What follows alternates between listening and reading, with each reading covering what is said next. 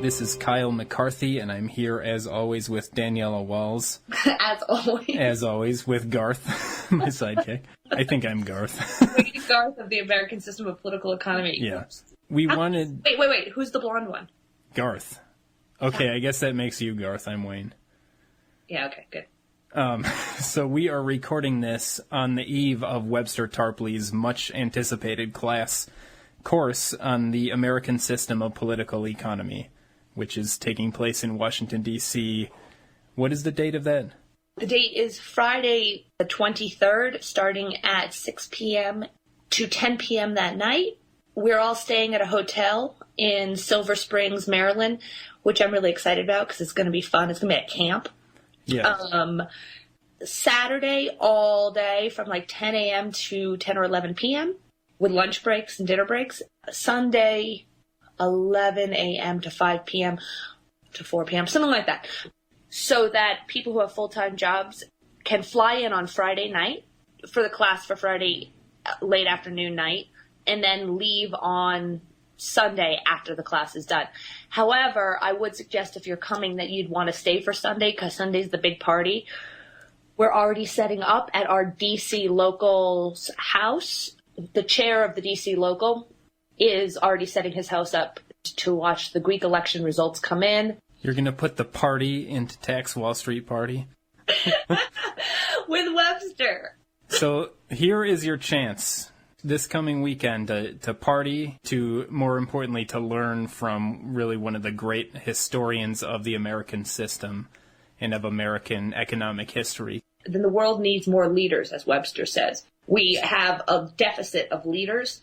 If you have any feeling that you could be a leader, then not just some activist with Occupy, then we're going to have a crew of leaders after this 18-hour intensive that are going to watch Alexis Tsipras.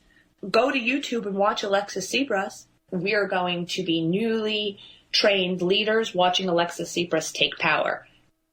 That's a pretty big deal.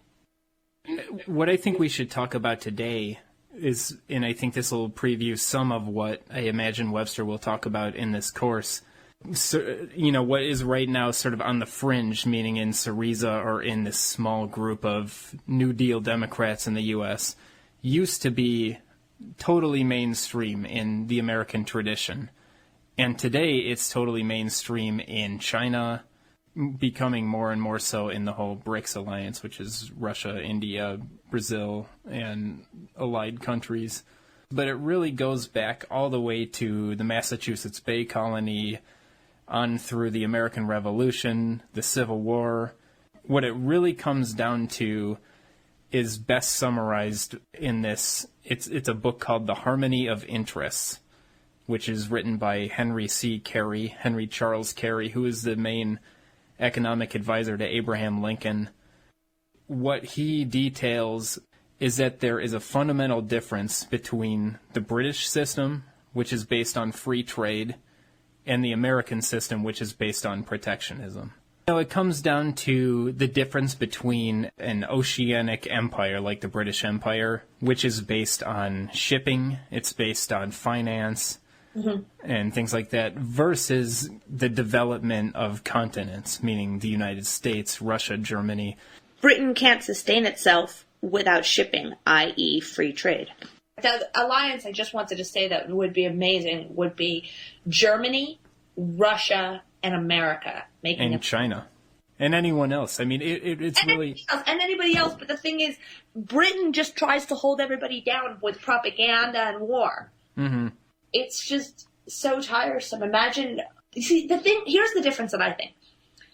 I know what you're going to say about the land empire versus the sea empire. Mm-hmm. And I'd like you to get into that because most people don't even know what that dynamic's all about. But what I just want to say, the British ruling class, you have to think of the culture. Their entire culture is that everybody besides the elite, British elite, are scum and need to be controlled. In Britain, they don't like people. They don't even like themselves. Yeah, they don't like themselves. They're sexually dysfunctional. They're mentally dysfunctional. They don't have good food. They are not a really happy culture. I'm reading Webster Tarpley's Bush biography. It was George H.W. Bush, the unauthorized biography that was written back in the late 80s. And he gets into the dynamics of this a lot, and how the U.S. aristocracy is really an extension of the British aristocracy. If you go back to the 20s, 30s, 40s, when Prescott Bush was a very influential figure in America, he is really a puppet of the Harriman family. The Harriman family was sort of interbred and interrelated to the Brown Brothers, which was a British shipping interest that shipped like 75% of the cotton between the American South and British mills. You can keep tracing this back. J.P. Morgan is kind of a British satellite. It all comes out of the British banking establishment and, financiers and cartels that seed the American aristocracy, which would be these people like the Harrimans, the Bushes. Did you know that I went to Cambridge in England for 1 year in college? No, I didn't. You're going to laugh at this. Do you know that I even rowed crew? Yeah. I got an academic scholarship. It was an exchange program between the school I was going to, and then... Were you the little tiny guy that goes in the front? What's that called? Like the coxswain or something? No, but that's really funny. But I was a terrible rower and let down the whole team. I was the worst one. I could care less. You have to wake up really early, and it's freezing. And then you have to train on rowing machines before you go into the water. And it's just like, what is the point of this? Well, anyway, that's where WASP culture stems from. Have you ever heard the old saying that wasps like their dogs better than people? Mm-mm. Well, I would say that the WASP culture in America is similar to the culture of the elite British. You never see in a WASP family them hugging or being warm. Right. You see the mother out walking with her dogs, and everything's very compartmentalized. You're trained to have a high level of comportment because you're inherently disgusting. You know what's interesting? Have you ever seen Downton Abbey? It's this show that's on BBC. We were watching some background about that. They have a guy who's sort of like, he makes sure that everything being done is historically accurate. I forget what the title is, but he was saying that basically a lot of these manners of the British aristocracy really came into full bloom in the 19th century, basically because of revolutionary fervor. You had the Irish Revolution, there were revolutions in Germany. They basically didn't want a socialist uprising in Britain, so they needed to create a mystique about the aristocracy, that it was untouchable, that it was above being human. It's to separate themselves from the Scots and the Irish. Right. And the working class. Yeah. They really had to separate themselves to keep power. Let's go back to America. I think there's this axis during the Lincoln period between America, Ireland, Germany, and Russia. Mm-hmm. There's a group in Philadelphia that would include, people like Wharton Barker, who's an important banker. It would include some of the Gilded Age titans, people like, to an extent, Carnegie, and people whose interest is to develop the continent. And so Henry Charles Carey is an Irish-American economist. He's got all these liaisons between Ireland, in Germany. One of his students is this guy, Friedrich List, who is one of the most important ever German economists. He advises von Bismarck on how to use protectionism to develop Germany. He brings in people like Dmitry Mendeleev, you might know from the periodic table of elements, but he's also sort of an important Russian cultural figure and economic figure. And he brings back to the Tsar these same ideas. They are collaborating on everything from the technical aspects of railroad and locomotive design and the steel industry and things like that, all the way down to economics. The use of tariffs, the use of national banking. The reason it's called the American system, and this was a term coined by Henry Clay, who is kind of the mentor to Abraham Lincoln, is it comes out of America, and it's America that seeds Germany, that seeds Russia, that seeds Ireland with these ideas of sort of a republican government, the purpose of which is to foster industrial production and agriculture, rising standards of living, and a limited role for finance. This was the key to the success of the American Revolution. It was the key to the success of the Civil War, the Union in the Civil War. It's really like this is the fundamental tradition of America, and everything else is the British trying to claw back power and regain America basically as a colony. I have a German friend she goes, you don't understand what it's like to be German. People look down on us. There's a lot of racism. And it's because it's an important geographical position, Germany, and you can go back into the 30 Years' War and into just look at a map of Germany before German unification, and it looks like shattered glass. Like it's always been a real battleground because it's sort of the center of Europe geographically. But also, German culture has produced, in my opinion, the best scientific thinkers in history, the best mathematicians. To be a scientist, you had to know German. Right. So you could go over and study with German scientists. Even going all the way back to, I think John Adams wanted to make German the official language of the United States before the Constitution. But a lot of these people, his son, John Quincy Adams, was the ambassador to Russia. There was a really important strategic connection between America, Germany, Russia, and then look who's always, throughout the 19th and 20th centuries, why are these countries always fighting? Well, it's because they are a huge threat to the British Empire, which is based on finance and piracy on the high seas. Mm-hmm. And that ties into Webster Tarpley's current theory about the Charlie Hebdo attacks. Right. It's because France was trying to be independent, saying we don't want to continue to sanction Russia. Mm-hmm. All of a sudden, Britain comes in with their propaganda machine, Charlie Hebdo. Yeah, and France is a country that also has sort of vacillated between wanting to be part of an empire or have its own empire and colonial interests versus wanting to follow that same Republican model. I've been reading some things about China lately, and I think it's clear that China is much, much more similar to the American system than any other country right now. You might be able to find a small example like Libya or something like that, but China has used the American techniques. They've used the protective tariff to foster an infant auto industry because they want to sell Chinese cars rather than Fords. They've used that to build up their steel industry, is now the biggest in the world with I think 55% of global steel production. And didn't you send me an article today that said that from China that coal is out and thorium energy is in? Yep, they're pursuing thorium reactors. They've got more uranium reactors under construction than any other place. I don't think we can say China is some kind of a paradise, but look where it came from, where it was basically a closed society with no living standards to where it is now. They've used more cement in the last 3 years than the U.S. used in the last century. They are using the American system to develop their country as fast as possible. I don't think they can.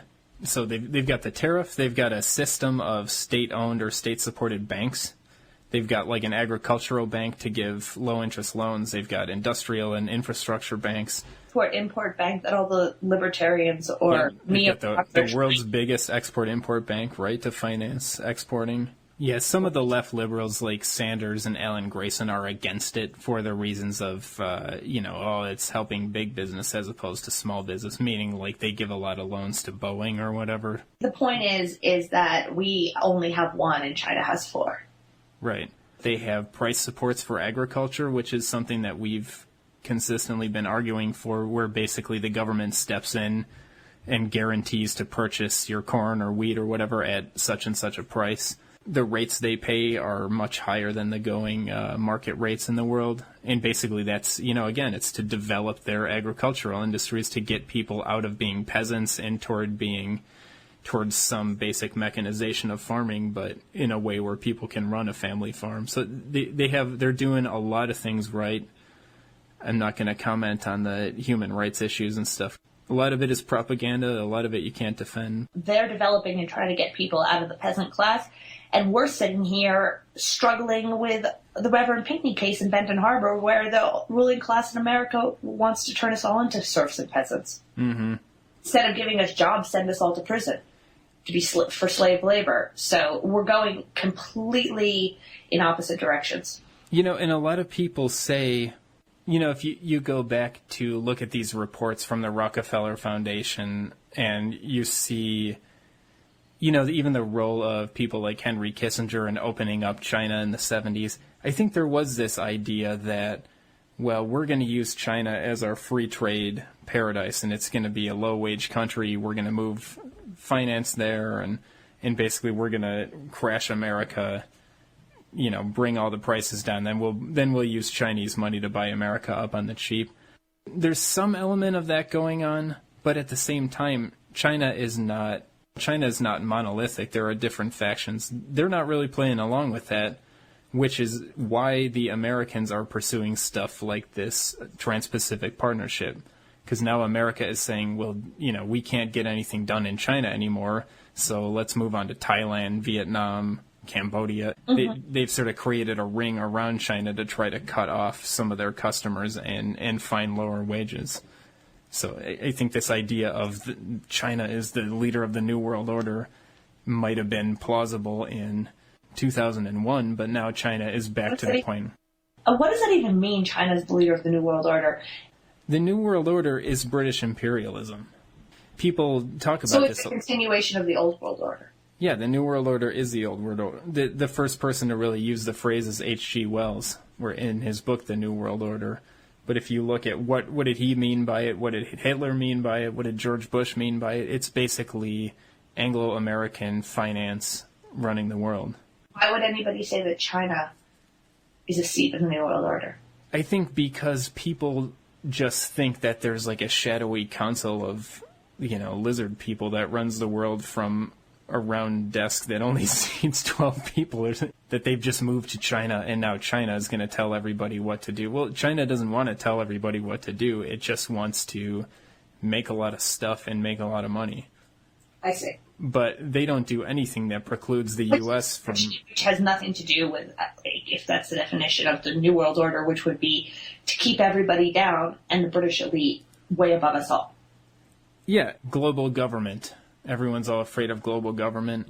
Mm-hmm. Well, you go back to what Ron Paul said in the Congressional Record, something to the effect of, we have nothing to fear from global government, a global currency, blah, blah, blah, as long as the definition of that global government is the gold standard and the free market, which is exactly what they want. The whole idea of the UN running the world or whatever it is so that British financiers have a centralized control center where they can decide which sheep is getting fattened and which one is getting slaughtered. It's just to cede national self-determination to the interests of financiers. It's not like, oh my God, now we're under the jackboot of somebody who arbitrarily wants us to shut down our gardens or whatever people are talking about out there. Isn't it funny, the figureheads for the ruling world elite would be Prince William and Kate Middleton? I've been watching Kate Middleton eyebrow tutorials, which by them are Kim Kardashian. Isn't it weird? They're on TMZ. Yeah. Stuff like that. It's such a degenerated ruling class. The way you think of a world leader with medals and you know what I mean? Looking like a military general with a program. It's like Kim Kardashian's fashion tutorial. What in the hell? Yeah, well, they're not... It's that degenerated alongside a Kim Kardashian video. You have a Kate Middleton and Prince William video. I don't imagine that Queen Elizabeth is anything more than a totem. She's used where they basically use her as a big shiny jewel to keep, people in Britain keep their mouths shut. But it really just comes down to these interlocking finance and corporate interests that are in the city of London, in Amsterdam, in Switzerland. If you look at, if you want to know who runs the world, one place to start is look at the biggest industries you can think of: steel, shipping, grain, all these kinds of things. Look at the biggest company and then look at their boards of directors. And you're consistently going to see British and Dutch names. It's very odd. And Swiss and sometimes German and stuff like that. But it's basically people who come from these banking centers and run big banks are sitting on the boards of directors of different companies. And it's even true in America. We talked with Larry Pinkney a little bit about this Emerson Electric that is in Ferguson, Missouri. Well, that's one of these a huge company that feeds like the consumer products industry. But the guy who ran Emerson Electric also sat on the board of directors of I think it was Merrill Lynch. These people boards of directors are basically like that's your connection between banking or finance and industry and nonprofit kind of stuff. That's a better place to start than looking at who's on TV, is who is actually making executive decisions for these gigantic corporations and banks. Some of these people come into light if it's like the Walton family or maybe the Rockefellers or something. But do you know who runs Cargill? No. Cargill is the biggest grain trading operation on earth. They run most of agriculture. They run the commodity futures markets to a large extent. And it's these obscure people in Minnesota called the McMillan family. I see what you're saying. It's basically Anglo-Dutch British banking aristocrats who maintain a really low profile and put other people out front. I see. So Prince William probably doesn't even know how to put his pants on. They just are walking around in circles in a palace. I think there are exceptions like Edward VII and people like that, where sometimes the regent is also a military commander and or oligarch, him or herself. Why don't we go through the list of the demands of the United Front Against Austerity and Tax Wall Street Party, and let's show that there are historical precedents for all of these things. Because one of the things that I used to argue online with libertarians a lot, and before that I would almost say I was intrigued by libertarianism. I had some friends who were getting me to read Ayn Rand books and stuff, but it never quite stuck with me. Well, we all were, because it was Alex Jones and those groups covered 9/11 so extensively that we kind of transitioned from the shock of 9/11 and beginning our 9/11 research, and then the only political system that we heard about was libertarianism. So 99% of us didn't know any better. It was basically like, everything's a fantasy, you can't believe anything, and now Ayn Rand. It just didn't... Well, everything's a fantasy, you can't believe... Here's what a false flag is, and now here's the Austrian School of Economics. Right. And Ron Paul.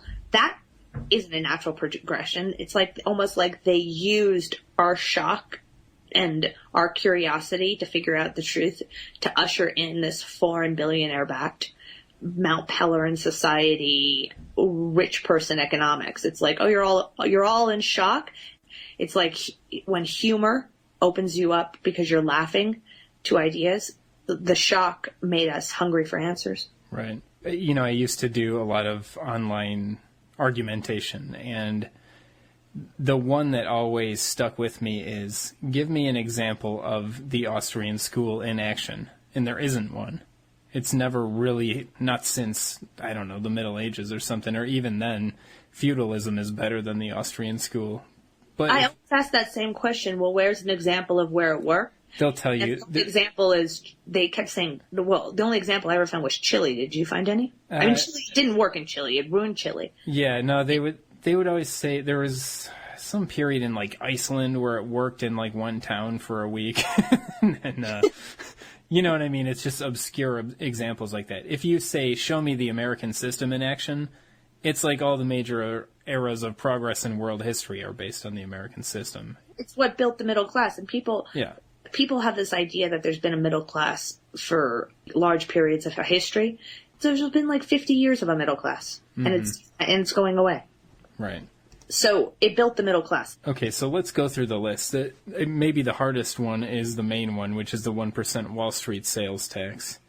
and we can show some financial transaction taxes that are currently in effect, but in my mind, that is sort of part of a package of Wall Street regulation where you're basically trying to slow down and temper the rapidity with which Wall Street is acting.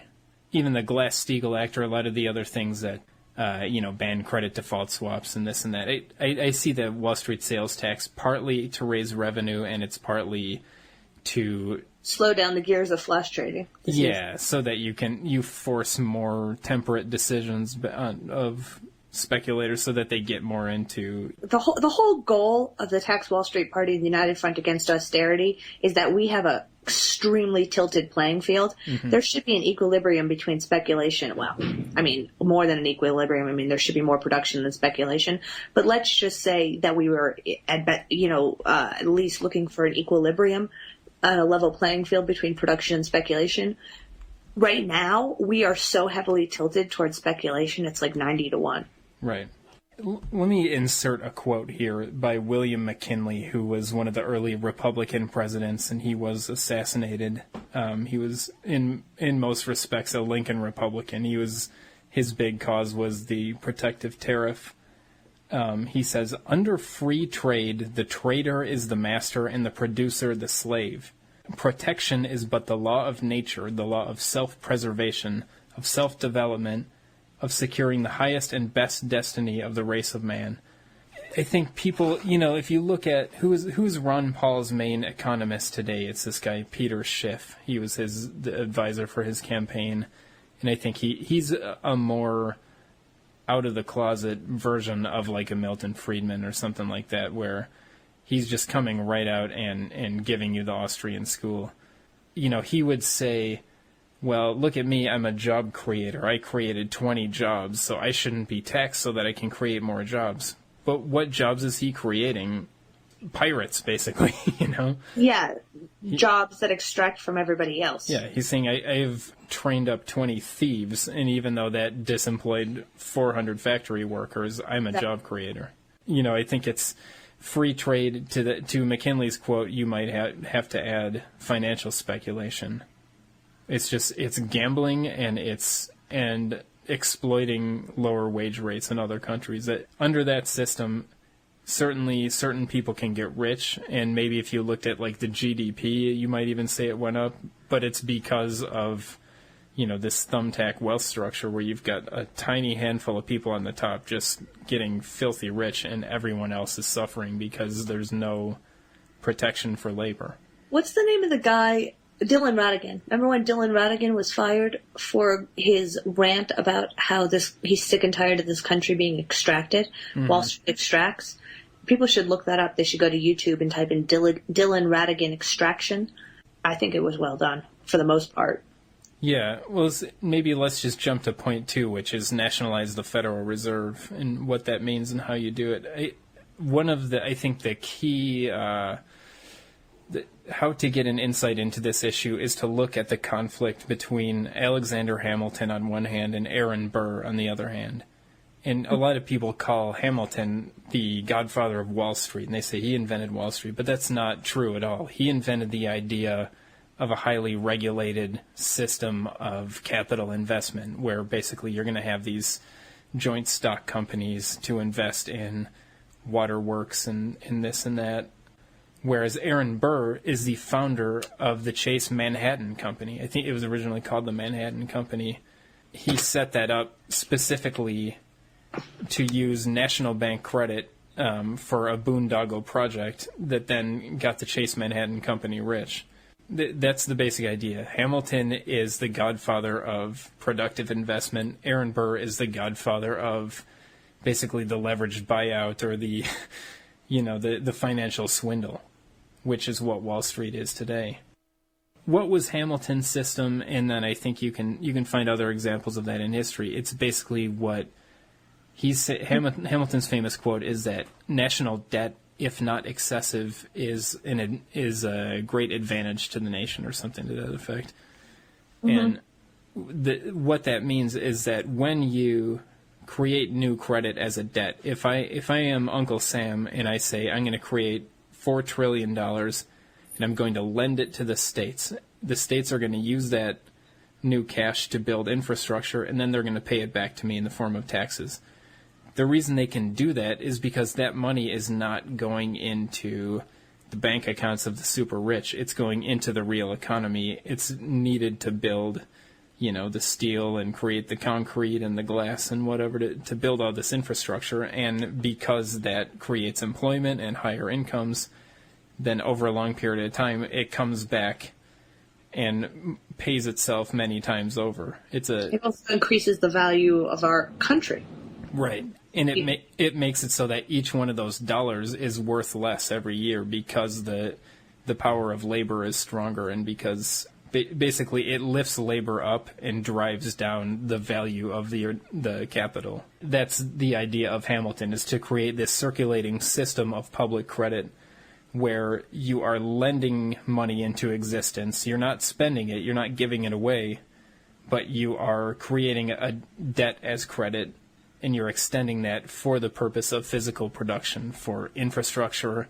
And, the Hamilton National Bank finance all kinds of stuff, from bridges, canals, roadways, waterways, all this kind of stuff, to industrial projects. In this country, if we want to end free trade, we also need a lot of money to bring back these factories. Agriculture. And I was reading Gore Vidal's book, Empire. Mm-hmm.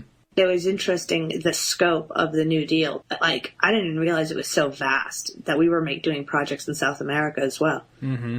With the amount of things that were built, was astonishing in a short period of time. Yeah, and you can look at China today to see something like the New Deal in action, where they've got, the world's longest bridge, the world's highest bridge, the world's whatever, this, that, and the other. They're just basically smashing every record in the books by putting public credit to work in infrastructure. And you'll find a lot of people saying, well, these are all boondoggles. And, it's like one thing that Webster Tarpley would say is this idea of the bridge to nowhere. Well, once you build it, it's a bridge to somewhere, Why do people call the China's development projects boondoggles? Because today China doesn't have the consumer power, basically, to make full use of all of these things. If they're going to build a rail line from point A to point B, well, there's not enough stuff going on in point B. Well, the point is when you have a rail line, now there's going to be stuff going on in point B. Exactly.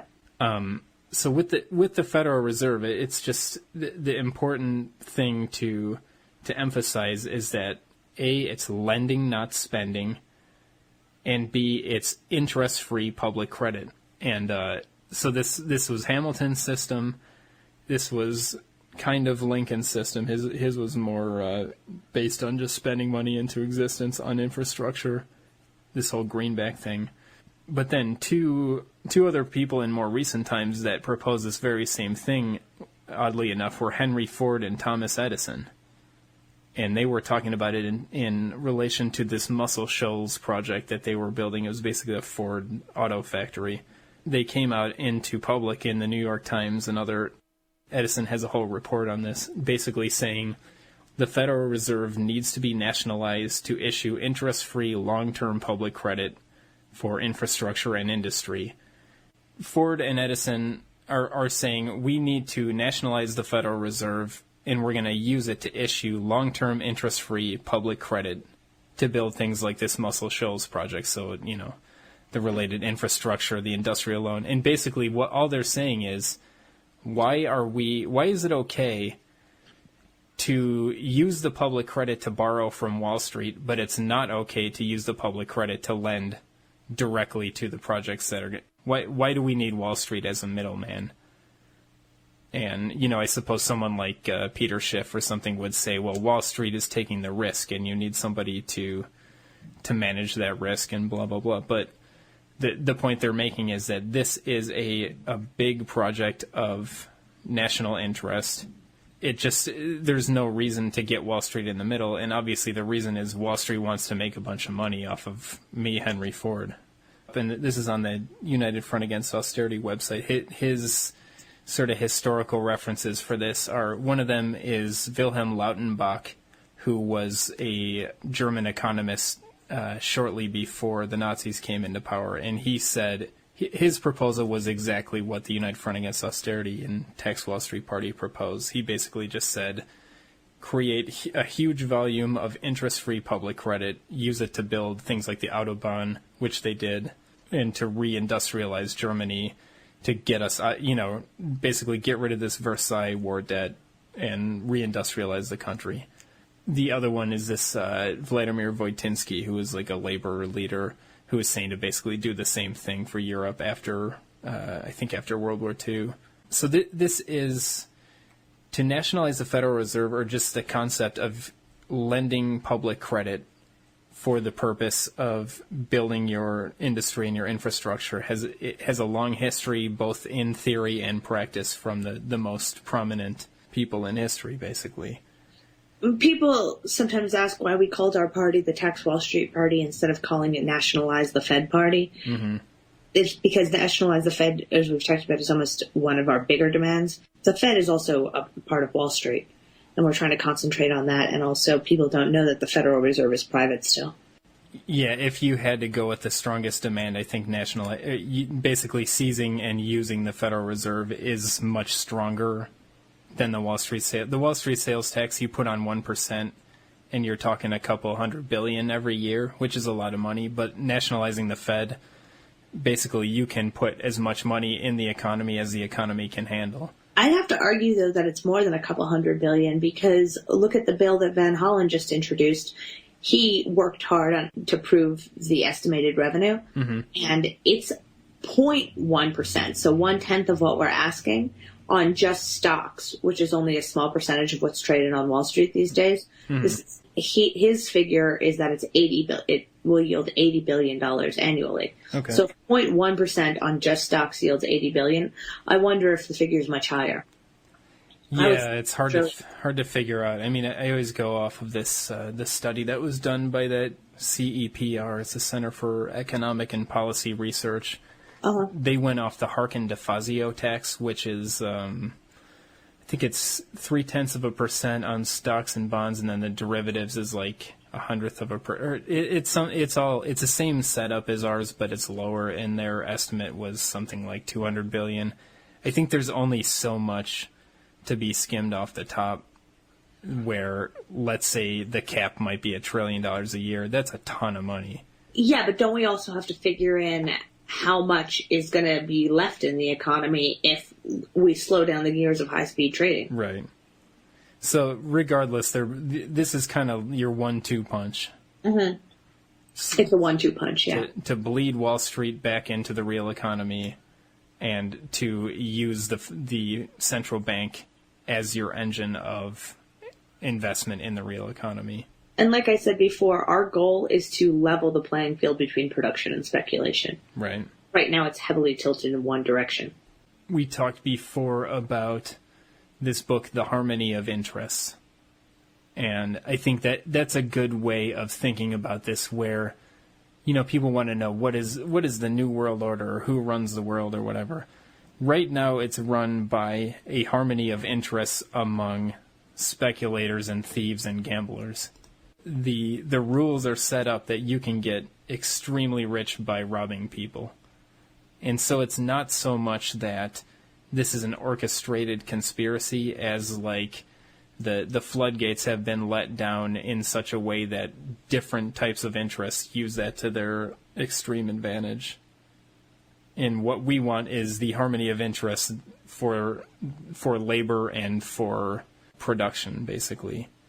And that's going to bring together industrial capitalists, people like a Henry Ford or a Thomas Edison, with the working person. I think one of the big flaws of socialism or communism is the idea that there's an antagonism between capital and labor. Like there might be in any one given factory, but ultimately they both prosper together. Whereas the speculator, the lender, that person is a drain on both of them. And so I think the real harmony of interest is to align the interests of working people with the interests of people interested in economic growth, in invention, in production, and so forth. And it's also, if you're not taxing them, it's not that they're just not paying attention. That's essentially a subsidy for them. We're essentially subsidizing speculation. So if you're a zombie bank or you engage in flash trading, people should read that book, Flash Boys. Program trading, high frequency trading, all types of stock jobbing tricks that have flourished once again in the current situation. They pay no tax. And so what paying no tax really means is that we're giving them a subsidy. So we subsidize speculation in America. So we should remember, in America, we subsidize speculation. And then we focus on, we're subsidizing the poor. But what we really do is subsidize speculation. I think it was when you were on the Power Hour the other week with Larry Pinkney, you called the Whirlpool Corporation a hedge fund in drag. Yeah. And I think basically what that means is that they are not, by definition, an industrial corporation. Like, the way that they prosper is not by making washing machines. It's by selling washing machine factories that were built under a system of protectionism. And now that there's no protectionism, it's basically selling off plant and equipment to Mexico or to China or wherever. So what we have to essentially do is face the fact that for the last 20 or 30 years, we've had a situation developing in the United States, especially where the playing field is tilted away from factories, away from farms, away from research, away from laboratories, anything that's tangible physical production, and that it's tilted in favor of financial services and the entire world of speculation, trading, and so forth. So, like we've just said, we have to somehow reestablish some equilibrium there, and the Wall Street sales tax is something that will do it, and so will nationalizing the Federal Reserve. Right. And this, and then moving on to the protective tariff. I mean, back to Whirlpool, this is a controversial point, but you almost can't blame Whirlpool for doing what it's doing. It's almost like, because we, the people, are enabling them, even though they had their own congressmen and they were certainly part of promoting free trade as a way to get rich faster. They wanted to break down laws against monopoly and laws against free trade so that they could consolidate and acquire other companies and send everything off for cheaper labor. Yeah, but if we're talking about jobs, I think it's important that if you want jobs, this is a way. Taxing Wall Street is a way to encourage people, if they have money, not to buy derivatives because they'll be taxed. And that will put money toward investment in tangible physical production. Right now, if you have money, you're not going to pay tax if you invest it on Wall Street. But this way, people with money will put money toward investment in tangible physical production. But then the problem becomes, Whirlpool would be crazy to create a bunch of jobs in Benton Harbor, because all that's going to happen is that some other company is just going to take over their Mexican factory, and then you go to the home improvement warehouse and see that the Whirlpool washer costs $750 and the other one costs $500, and it's the same thing. Yeah, but it's a vicious cycle. You keep shipping the jobs overseas so we can't afford expensive goods, so people buy cheap goods. Yep. But what I'm saying is that Whirlpool cannot bring a single job back to Benton Harbor until there's a tariff in place. And people are sort of confused by what this is. It's a firewall. It's basically, you're saying labor costs, let's call it $15 an hour. And so we cannot afford to compete with $2 an hour. So what we're going to do is put a tax on any imported good or service paid by the buyer and use that to reinvest in the economy. And so if Whirlpool has let's call it a 15% tariff, then they've got to factor in the cost of shipping, the costs of the tariff, and all that stuff, and are going to, if the tariff is set at the right level, then they say, well, this is a waste of time. Let's just make these things in Benton Harbor and save all these costs. Yeah, and then there's also the cost of how much have we lost in these Wall Street panics that have been based exclusively on flash trading. Like, we've come to the brink several times already with flash trading. And now, if we have some financial panic breaking out, this time we'll have it with derivatives, which we had in 2008, and now with flash trading speeds going up that weren't available to them in 2008, it might be a lot worse. So we got to get flash trading, I think, off the board. Mm-hmm. People don't know that, back in 2008, we weren't even used to at that time the speeds that we have now. Mm-hmm. So the tariff, what's the historical validation for the tariff? I think Abraham Lincoln is the first place to look, where at that time, Britain was the workshop to the world, and the Republicans came in and put up tariffs that during the middle of the Civil War got as high as 60%, a 60% tax on imports across the board. That enabled America to build, the railroad industry, the steel industry, on and on down the line. And, it's a little different from one time to the next. I think if your economy is at a disadvantage because either you don't have any industries or you have high wage rates or whatever, you need a tariff. If, on the other hand, your economy, like the Chinese economy, China's got a high tariff on automobiles, but then in other areas they've actually loosened up certain penalties against importing because they've got a lot of cash. They already have, extremely high employment levels. It's going to hurt certain parts. I don't think the tariff has to be an absolute. It can kind of adjust to the times and the conditions in the economy. But and was the tariff removed?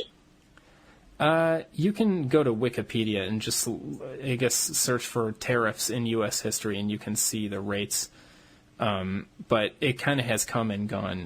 The high point in history was during the Civil War, but then you get, right around 1920, again right around 1929 with so after the Civil War, you have some period where the Republicans get beat back a little bit, but then it comes back in 1920. You get Warren Harding, who's a Lincoln admirer, he brings in this Fordney-McCumber tariff, which is helpful in American industry in the 20s. You get the Smoot-Hawley tariff, which gets much maligned by libertarians, but they don't point out the fact that all other countries in the Western world fare worse than the U.S. during the period of the Great Depression, and part of the reason is tariff protection.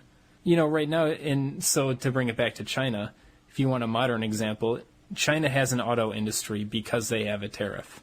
Period, end of story. Otherwise, Ford would continue to just dump cheaper cars on them, and they would never basically have the protection they need to incubate a small industry. And it's the same way that China went from not really having a steel industry 10 years ago to today having the world's biggest steel industry. Basically, what people should care about if things keep going the way they're going, China's just going to blow us away, and we're going to be a bereft nation.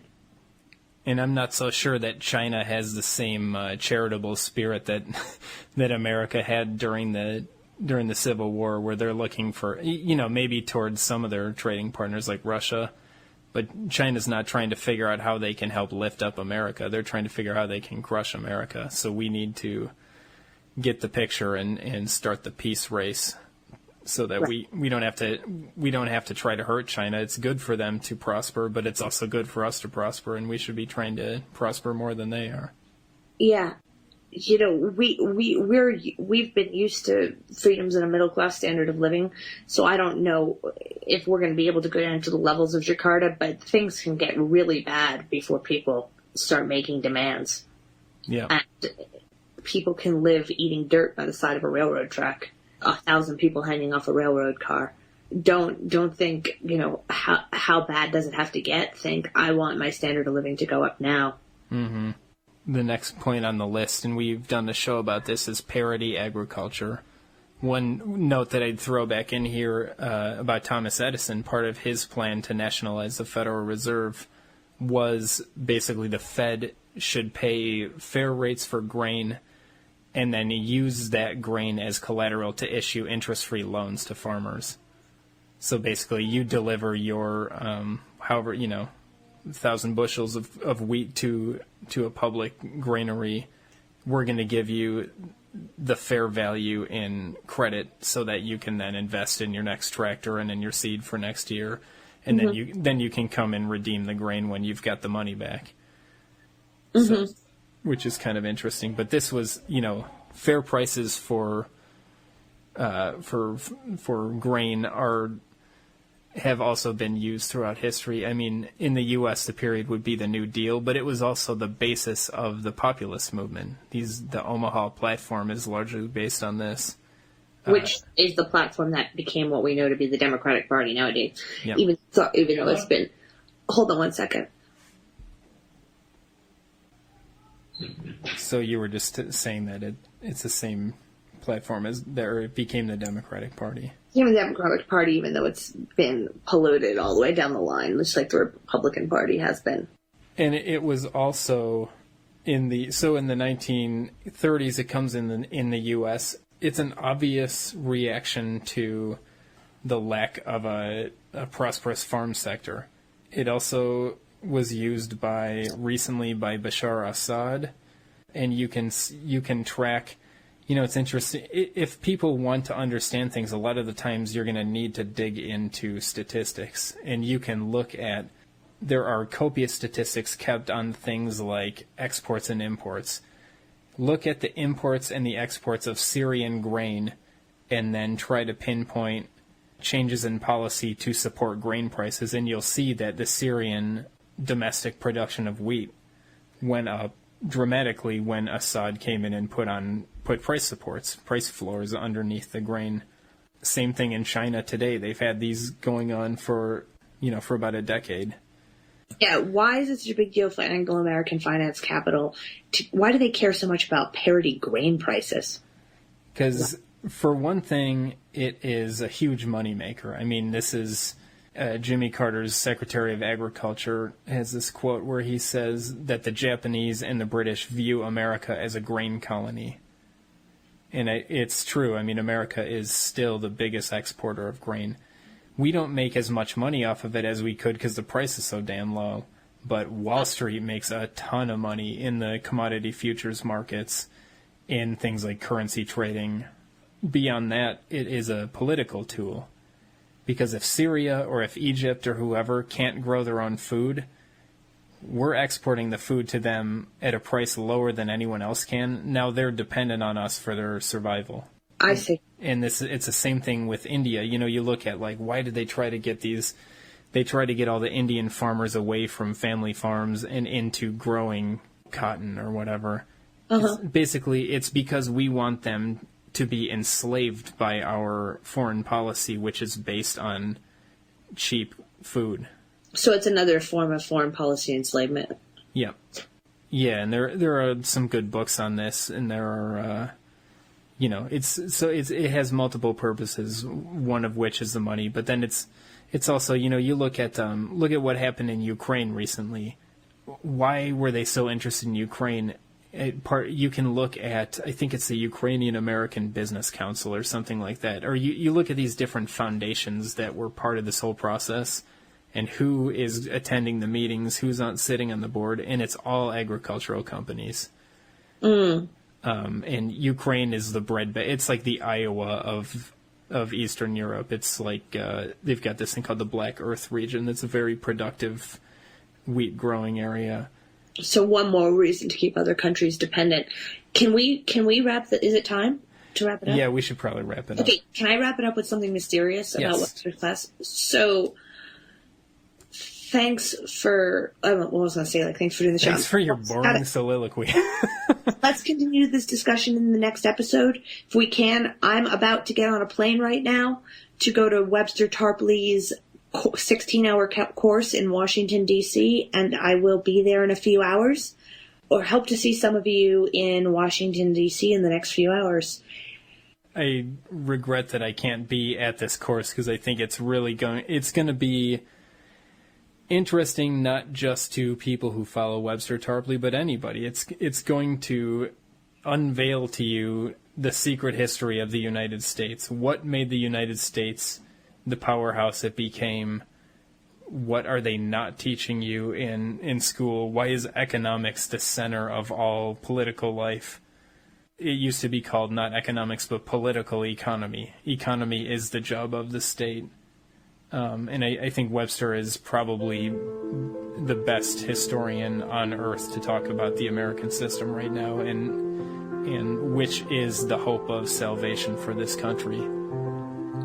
Yes, I agree. Yeah. Okay, so I will see you after the weekend. Talk to you then, Kyle. Peace.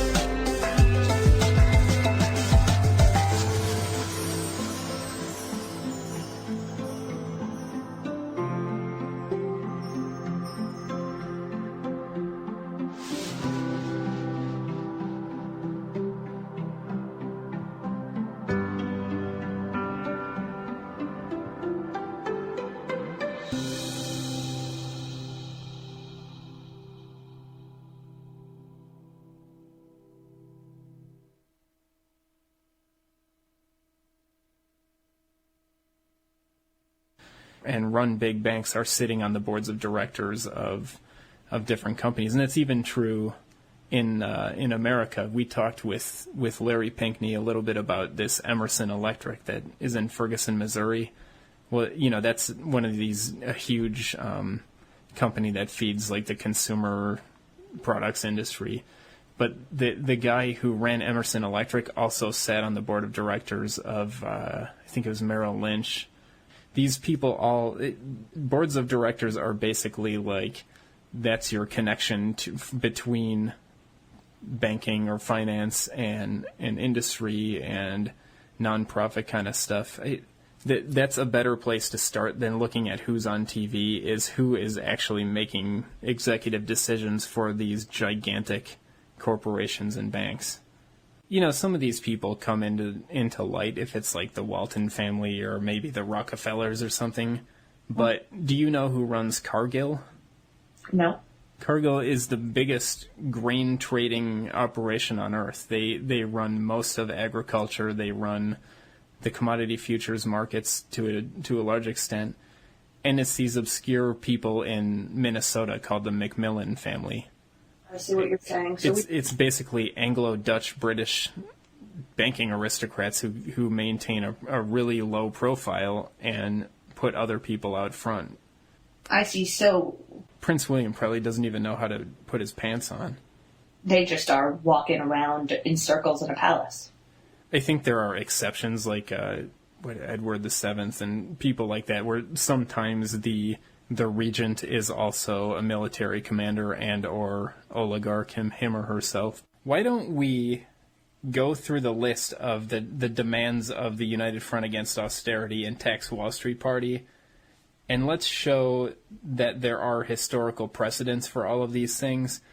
Because one of the things that I used to argue online with libertarians a lot, and before that I would almost say I was intrigued by libertarianism. I had some friends who were getting me to read Ayn Rand books and stuff, but it never quite stuck with me. Well, we all were, because it was Alex Jones and those groups covered 9/11 so extensively that we kind of transitioned from the shock of 9/11 and beginning our 9/11 research, and then the only political system that we heard about was libertarianism. So 99% of us didn't know any better. It was basically like, everything's a fantasy, you can't believe anything, and now Ayn Rand. It just didn't... Well, everything's a fantasy, you can't believe. Here's what a false flag is, and now here's the